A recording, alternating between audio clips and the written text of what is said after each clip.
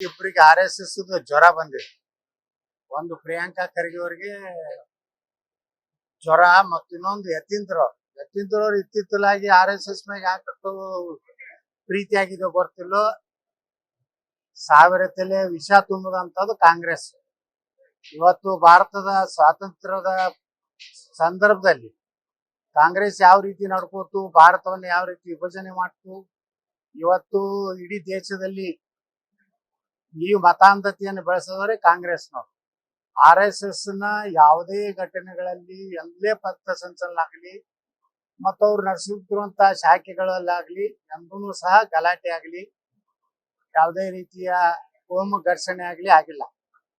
ಯಾಕೆ ಹಿಂಗ್ ಮಾತಾಡ್ತಾರೆ ಏನೋ, ಬಹುಶಃ RSS ಬಗ್ಗೆ ಮಾತಾಡಿದ್ರೆ ಕಾಂಗ್ರೆಸ್ನಲ್ಲಿ ಪ್ರಮೋಷನ್ ಸಿಗ್ತದೆ ಅಂತ ಹೇಳಿ ರಾಹುಲ್ ಗಾಂಧಿಗೆ ಅಲ್ಲೊಂದು ದೇಶದಲ್ಲಿ ರಾಹುಲ್ ಗಾಂಧಿ, ರಾಜ್ಯದಲ್ಲಿ ಇವರಿಬ್ರು ಗಿರಾಕಿಗಳು ತಯಾರಾಗ.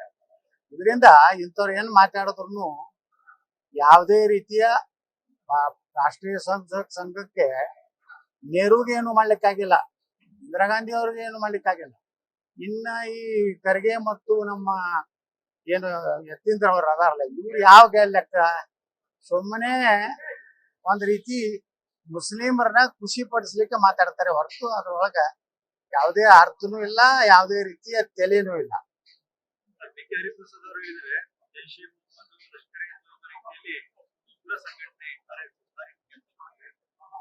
ಜೈಷೆ ಮೊಹಮ್ಮದ್ನಾಗ ಎಲ್ಲರ ಮಾನವ ಇದು ಬಾಂಬ್ ಹಾಕ್ಯಾರ RSS ನವರು. ಎಲ್ಲಾದ್ರೂ ಇಡೀ ದೇಶದಲ್ಲಿ ಒಂದು ಶಾಂತಿಯುತವಾಗಿ ನಮ್ಮ ಸನಾತನ ಧರ್ಮದ ರಕ್ಷಣೆ ಮಾಡುವಂತ ಕೆಲಸ ಬಿಟ್ರೆ ರಾಷ್ಟ್ರೀಯ ಸ್ವಯಂ ಸೇವಕ ಸಂಘ ಎಂದೂ ಸಹ ಇಂಥ ದೇಶದ್ರೋಹಿ ಕೆಲಸವನ್ನ ಮಾಡಿಲ್ಲ.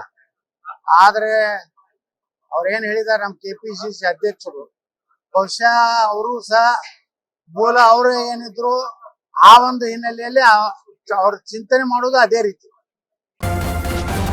ನ್ಯೂಸ್ ಫಸ್ಟ್ ನಿರ್ಭೀತಿಯಿಂದ ನಿಮ್ಮ ಪರವಾಗಿ.